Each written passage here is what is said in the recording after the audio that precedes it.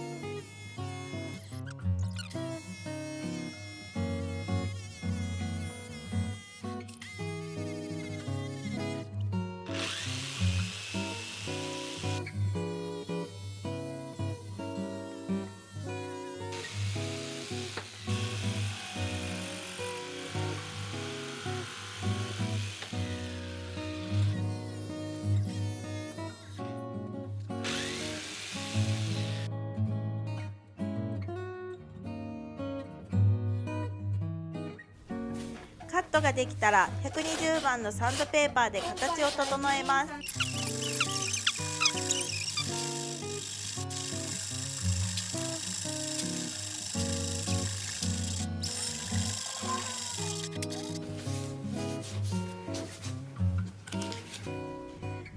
重いけどいい感じ。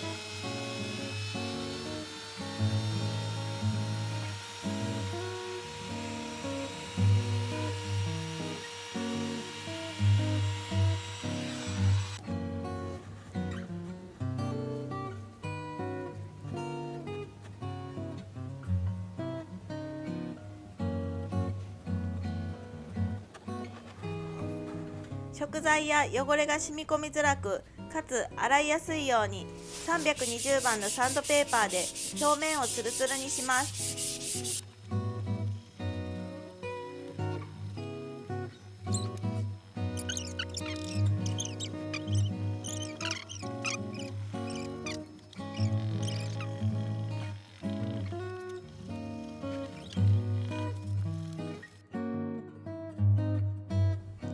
ツルツルです。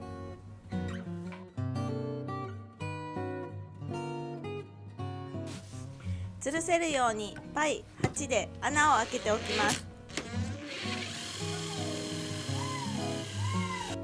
皮紐を輪っかに通しておきたいですね。あるかな？色味の向上と保護のため、仕上げにオリーブオイルを薄く塗り込んでおきます。